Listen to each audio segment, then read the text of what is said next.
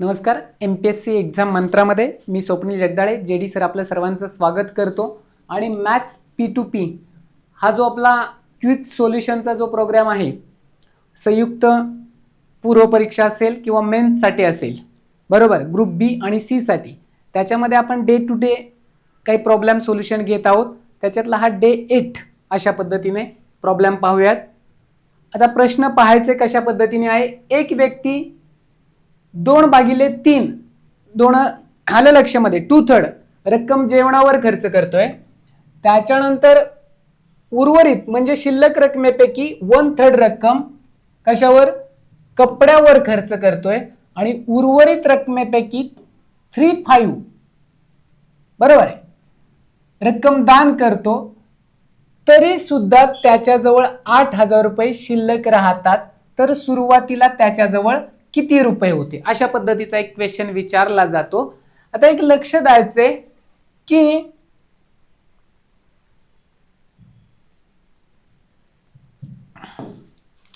आता हा by option through गेला तर आपल्याला सोपं जातं हा प्रश्न, आणि एक्स मानून गेला तर ती थोडी लेंदी प्रोसेस होती. आपण दोन्ही पद्धतीने सोडूयात. आता एक लक्ष द्यायचे, जेवणावर खर्च, जेवणावर खर्च. आता एकूण रक्कम म्हणजे त्याच्याजवळ 10,000 रुपये आपण असं म्हटलं, मग 10,000च्या 2/3 10,000च्या 2/3. आता इथे एक लक्षात येतंय का, आता इथे हे 10,000 गुणिले 2 म्हणजे 20,000 भागिले 3. इथे रक्कम काय येते, पॉइंट मध्ये येते. त्याच्यामुळे इथे 8,000 रुपये हे पूर्णांकात राहिलेले आहे. पॉइंट मध्ये रक्कम शिल्लक राहिले आहे का, साहजिकच हा ऑप्शन आपला कट होणार आहे. एवढं लक्ष येते, कारण हे 2/3 भाग जात नाहीये पूर्णपैकी. म्हणून हा 20,000, दुसरा ऑप्शन घेतला 20,000, 20,000च्या 2/3. आता इथे पण लक्ष द्यायचंय की 20 दुणे 40,000. आता 40,000ला 40ला 3 ने भाग जातोय का पूर्णपणे, नाही जाते. ही पण रक्कम नसणार आहे, कारण का तर हे 8,000 पूर्णांकात आहेत, अपूर्णांकात उत्तर येणार नाहीये. त्याच्यानंतर तिसरा ऑप्शन घेतला 90,000. एकूण रक्कम 90,000 घेतली, 90,000च्या 2/3. आता इथे लक्षात येते 2/3 घेतल्यानंतर इथे पाहायचे 3 एके 3, 3 त्रिक 9 म्हणजे 30,000 इथे येते उत्तर. आणि 30,000 गुणिले 2 60,000. 90,000च्या 2/3 येते 60,000. म्हणजे जेवणावर त्याने किती खर्च केलेला आहे, 60,000 रुपये खर्च केला आहे. आता उर्वरित रकमेपैकी 1/3. आता 90,000मध्ये शिल्लक रक्कम इथे लिहायचं, शिल्लक रक्कम 90,000मधने 60,000 मायनस करायचे, राहतात किती, 30,000. 30,000 शिल्लक रक्कम राहते. आता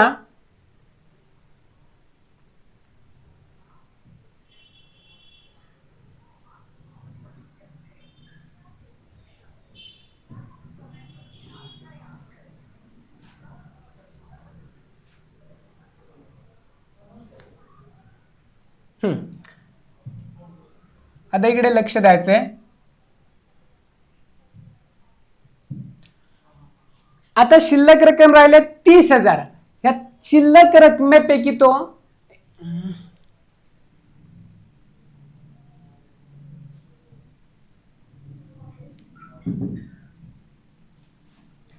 शिल्लक रकमेपैकी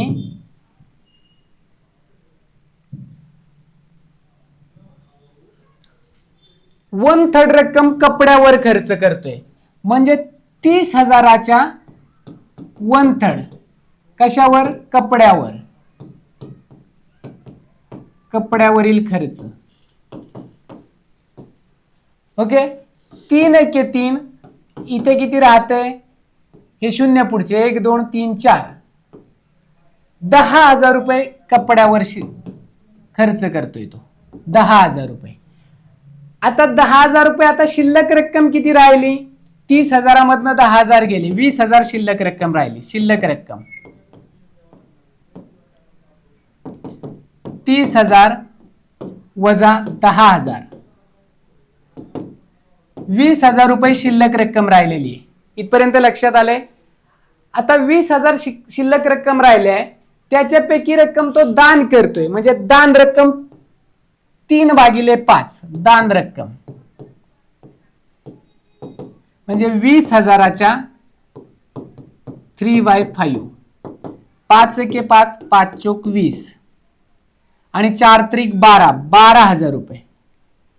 ओके, दान रक्कम त्याने 12,000 रुपये केलेली आहे. आता तरी सुद्धा त्याच्याजवळ 8,000 शिल्लक राहत आहेत. आता इकडे लिहायचे शिल्लक रक्कम. हे 20,000 रुपये, त्याच्यातनं 12,000 रक्कम दान केलेली आहे. 20,000 मायनस 12,000, 8,000 रुपये शिल्लक राहत आहे का? बरोबर येते, 8,000 रुपये शिल्लक राहते. जर आपण त्याची मूळ किंमत 90,000 रुपये त्याच्याजवळ होते तशा हिशोबाने घेतलं तर 8,000 रुपये उत्तर बरोबर येते. अशा पद्धतीने गेलं तर उत्तर लवकर निघते. आलं लक्षामध्ये? 8,000 रुपये शिल्लक राहते म्हणजे 90,000 मूळ रक्कम होते. आता जर वेगळ्या पद्धतीने, म्हणजे कशा पद्धतीने सांगतो, बाय ऑप्शन थ्रू गेल्यानंतर सोपं जाते. आणि जर मूळ रक्कम X रुपये, आता त्याच्यापैकी जेवणावर खर्च इथे काय करायला लागणार? Xच्या 2/3 हा जेवणावर खर्च, म्हणजेच काय 2x डिवायडेड बाय 3. मग शिल्लक रक्कम ह्या x मधनं हे 2x डिवायडेड बाय 3 मायनस केली, म्हणजे 3x वजा 2x म्हणजे फक्त x/3 शिल्लक रक्कम राहिलेली आहे. आता त्या शिल्लक रकमेपैकी 1/3 कपड्यावरील खर्च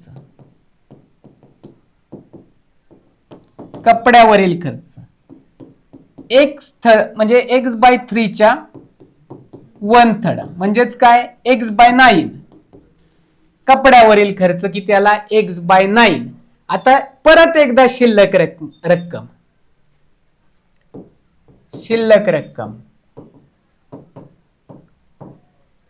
रक्कम आता सुरुवातीला इथे किती राहिलेली? x/3 आणि त्याच्यातनं ही x/9 मायनस करायला लागणार आहे, कपड्यावरील खर्च मायनस. आता इथे 9 एके 9 आणि इथे 3 एके 3 क्रॉस मल्टिप्लिकेशन, 9x वजा 3x 6x भागिले 27 म्हणजेच 3 दुणे 6, 3 नव्वे 27. ही 2x डिवायडेड बाय 9 ही शिल्लक रक्कम राहिलेली आहे आणि त्याच्यापैकी 3/5 रक्कम तो दान करतोय. ह्या रकमेपैकी दान रक्कम 2x/9 इंटू किती? 3/5 ही दान रक्कम आहे. आता 3 एके 3, 3 त्रिक 9. आता इथे काय राहतंय? 2x डिवायडेड बाय 15 ही दान रक्कम 2x डिवायडेड बाय 15. आता लक्षात द्यायचं शिल्लक रक्कम. आता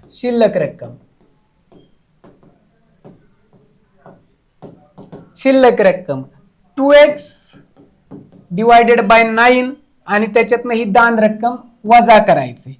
2x डिवायडेड बाय 15 15.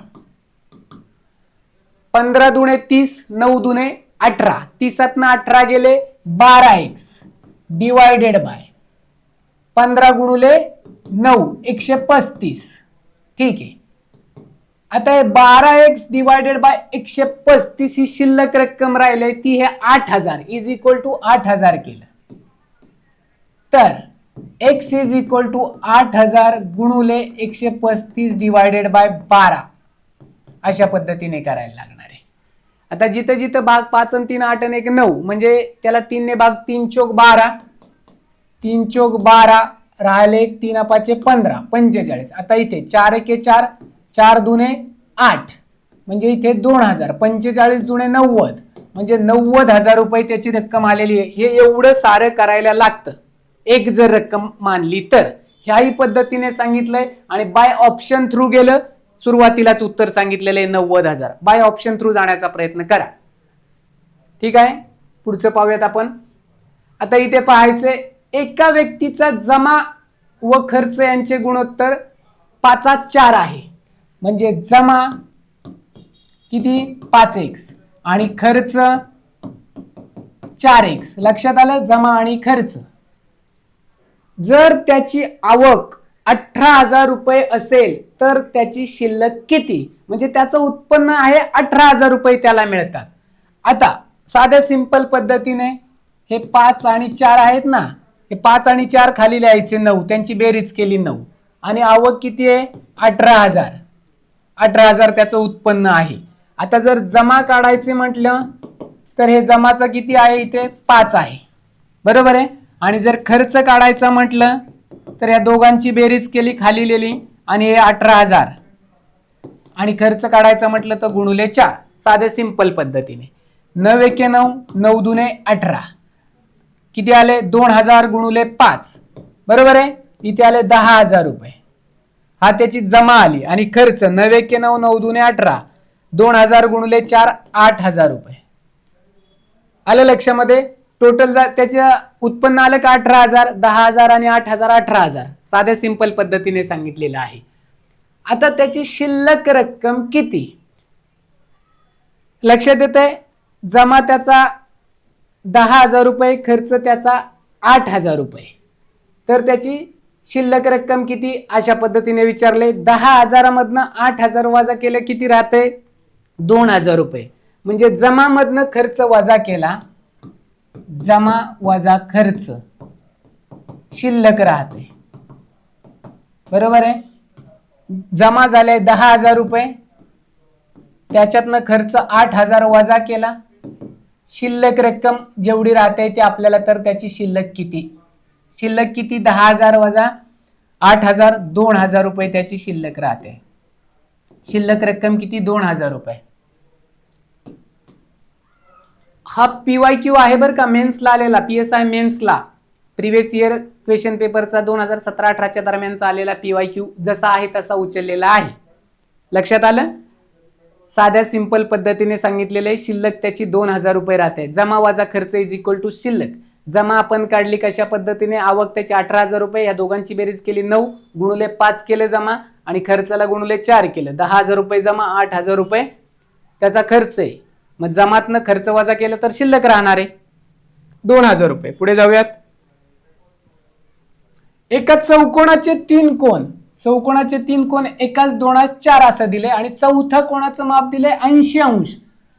तर सर्वात लहान कोणाचे माप किती. आपल्या लक्षात येते चौकोनाच्या कोणांच्या मापांची बेरीज 360 असते, त्रिकोणाच्या कोणांच्या मापांची बेरीज 180 अंश असते. इथे व्यवस्थितरित्या लक्ष द्यायचे, फसवण्यासाठी दिलेले 3 कोण म्हणजे 1x 2x आणि 4x, बरोबर आहे. आणि चौथा जो आहे तो 80, म्हणजे इथे 1x अधिक 2x अधिक 4x आणि चौथा डिरेक्टली 80 दिलेला आहे.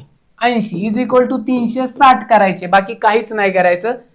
1x 2x 4x, 4 आणि 2 6 आणि 1 7x, 7x plus 80 is equal to 360. 7x is equal to 360, हे वजा होणार 80. 7x इज इक्वल टू 360 मधनं 80 गेले 280 राहत आहेत.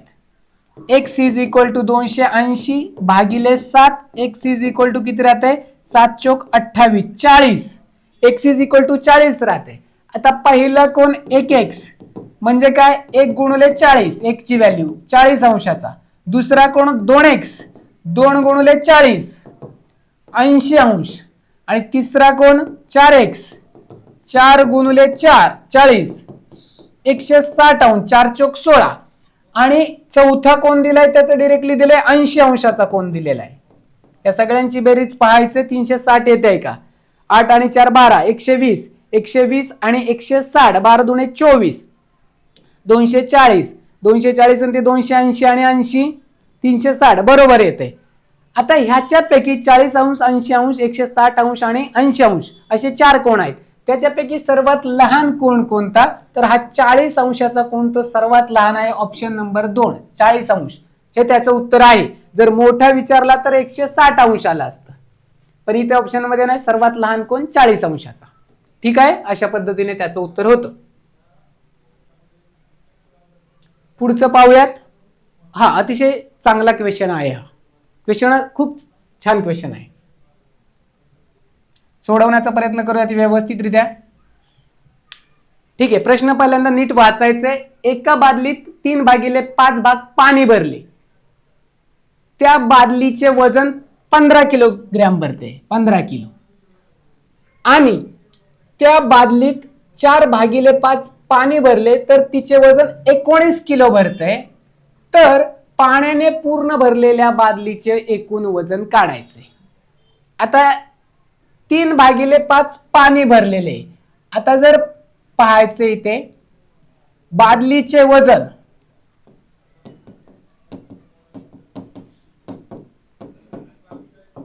x किलोग्रॅम मांडलं आणि पाण्याचे वजन y किलोग्रॅम मांडलं. आलं. आता x अधिक y 3/5 पाणी जे आहे त्याच्या 3/5 y पाण्याच्या वजनाच्या, तर किती भरते? 15 किलोग्रॅम. साधं सोपं आहे. आणि नंतर 4/5 पाणी म्हणजे बादलीचं वजन x आणि 4/5 ह्या पाण्याचं वजन y त्याच्यापैकी, तर किती भरतंय? 19 भरतंय. साधं सिंपल आहे. 2 इक्वेशन मिळाली आपल्याला, 2 इक्वेशन मिळाली. आता हे जर ह्या इक्वेशन मधनं हे इक्वेशन मायनस केलं, हे मायनस मायनस, किंवा ह्या दुसऱ्या मधनं पहिलं मायनस केलं तर हे ह्याला कट होणार आहे. 4/5 मधनं 3/5 वजा केले तर किती राहते? 1/5 y राहते. 1/5 y इज इक्वल टू 19 मधनं 15 गेले 4 म्हणजे 1/5 y इज इक्वल टू 19 मधनं 15 4 y इज इक्वल टू 4 गुणिले 5 y is equal to 20 kilogram. पाण्याचे वजन किती आहे? 20 किलोग्रॅम हे पाण्याचं वजन आलेलं आहे. आता जर बादलीचं वजन काढायचं म्हटलं तर हे कशामध्ये पण टाकू शकता. आता या पहिल्या इक्वेशन मध्ये काढलं, x अधिक 3/5 y ची व्हॅल्यू आलेली 20 इज इक्वल टू 15. 5 एके 5 5 चौक 20 x अधिक 4 त्रिक 12 is equal to 15. x is equal to 15 वजा 12. x इज इक्वल टू किती आले? 15 12 गेले 3. आता विचारलंय पूर्ण भरलेल्या बादलीचे एकूण वजन काढा. पाण्याचे वजन y मांडलंय ते आले 20 आणि बादलीचे वजन x मांडलंय ते आले 3. त्या दोघांची बेरीज केली 20 अधिक 3 तर किती पूर्ण भरलेल्या बादलीचे वजन? 23 किलोग्रॅम. पूर्ण भरलेल्या बादलीचं वजन किती आले? 23 किलोग्रॅम.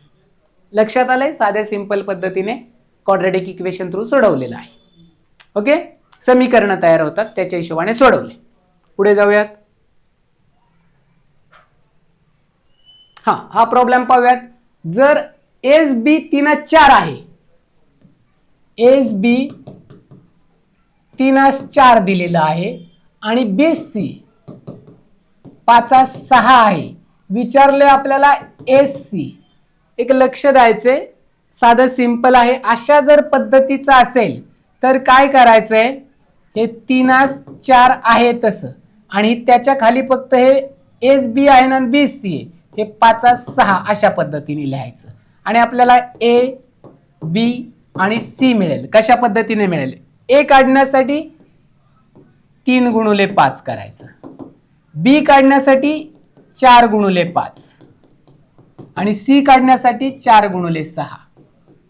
सिक्वेन्स नीट लक्षात घ्यायचं. हे एका खाली एक मांडणी केली, 3/4 आणि 5/6. फक्त आडवा गुणाकार करायचा नाही बरं का, आडवा गुणाकार नाही, ते गुणोत्तर प्रमाणात आहे त्याच्यामुळे आडवा नाही करायचा. A काढण्यासाठी ह्याचा आणि ह्याचा, B काढण्यासाठी ह्याचा आणि C काढण्यासाठी ह्याचा आणि ह्याचा. इथे दिलेले आहे व्यवस्थितरित्या. नंतर हे आणि 3/5 15, 4/5 20, 6 चौक 24. आता कशाने भाग जातोय का? सगळीकडे एकाच संख्येने नाही जाते. आपल्याला विचारले SC. A किती आले इथे? 15 आणि C किती आले? 24. ह्याला बाकी भाग जाऊ शकतो. AC ला 15ला कशाने भाग जातोय? 3ने भाग जातोय. 3 5 15 आणि 24ला 3नेच घालवायचा. 3 8 24. आता इथून पुढे कशाने भाग जातोय का? नाही जाते. संक्षिप्त रूप 5 8. 5 8 कुठे दिसते? Option number 1. बस ते आपलं उत्तर असणार आहे. ओके, तर अशा पद्धतीने आपण हा जो प्रोग्राम आहे तो कंटिन्युअसली चालूच ठेवणार आहोत, ज्याचा आपल्याला खूप सारा फायदा होईल.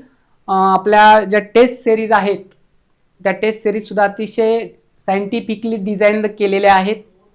त्याचा सर्वांनी उपयोग करून घ्यायचा आहे आणि जितक्या जास्तीत जास्त लोकांपर्यंत पोहोचवता येईल तितक्या पोहोचवण्याचा प्रयत्न करायचा आहे.